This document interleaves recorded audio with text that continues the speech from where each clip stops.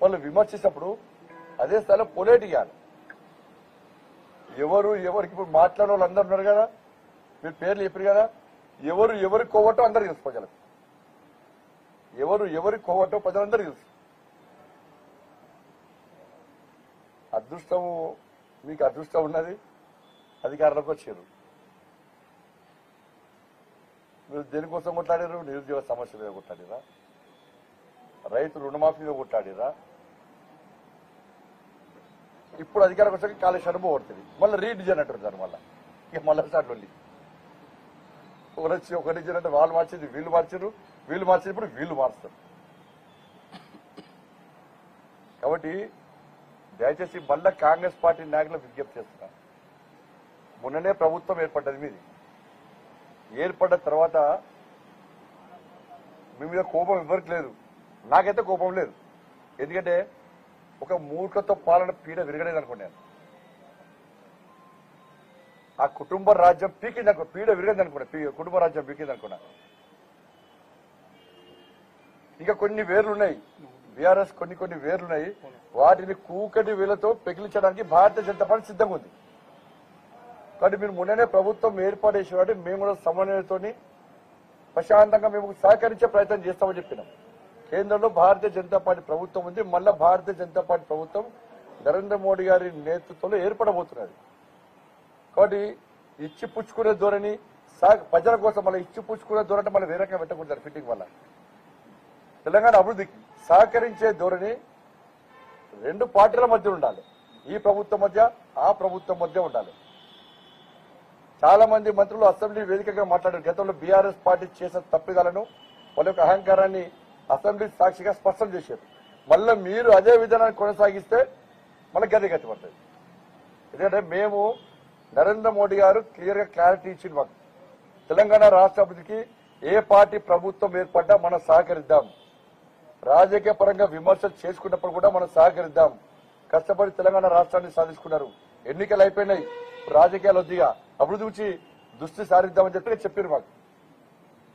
కానీ కాంగ్రెస్ పార్టీ ఆది నాయకత్వం వీళ్ళకి చెప్తలేనట్టున్నది.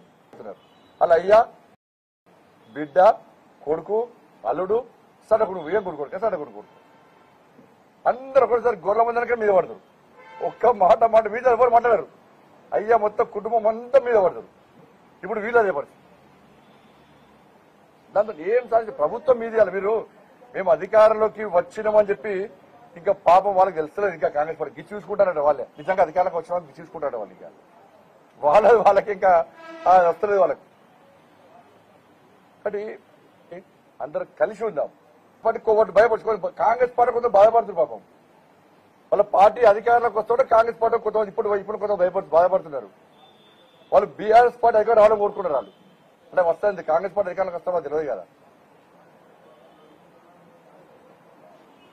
మీకు బీజేపీ కోపం ఎందుకు? మాకు టార్గెట్ కాంగ్రెస్, బీఆర్ఎస్. ఆయన బీఆర్ఎస్ ఇంటి పంపడానికి ఇష్టపెట్టాం. బీఆర్ఎస్ నువ్వు ఆ వేర్లు కూకటతో పెగిలించేదానికి ఇష్టపెట్టాం. మీరు ఇష్టపెడతారు కావచ్చు. మీరు కాంగ్రెస్ పార్టీకి ఏమున్నది?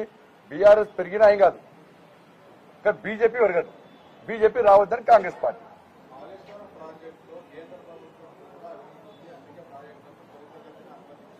రాదు. అరే మన ప్రభుత్వం సిబిఐకి ఇవ్వని రాదు ఎందుకుంటే మరి. ఇప్పుడు సిబిఐకి ఇవ్వచ్చు కదా, అన్న. మరి వాళ్ళదే కదా, ఇప్పుడు ప్రభుత్వం వాళ్ళదే.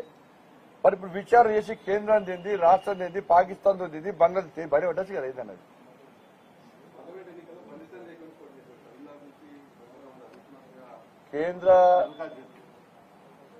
నేను పార్టీ కోసం కష్టపడి పనిచేసే కార్యకర్త. నేను ఈడ పోటీ చేస్తా, ఆడ పోటీ చేస్తా అని చెప్పేటువంటి కార్యకర్తలు కాదు. నేను నాయకుడు, కార్యకర్త. నేను పార్టీ అధిష్టానం ఏ ప్రాంతంలో పోటీ చేయమంటే ఆ ప్రాంతంలో పోటీ చేసేటువంటి కార్యకర్తలు.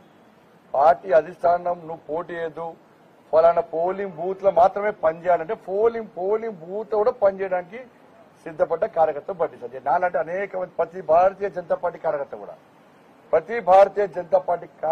కమిట్మెంట్ తో పనిచేసే ప్రతి కార్యకర్త కూడా పార్టీ ఆదేశాలను, పార్టీ నాయకత్వం అందరూ కలిసి సమిష్టిగా నిర్ణయం తీసుకునే ఆదేశాలను శిరస వహిస్తారు.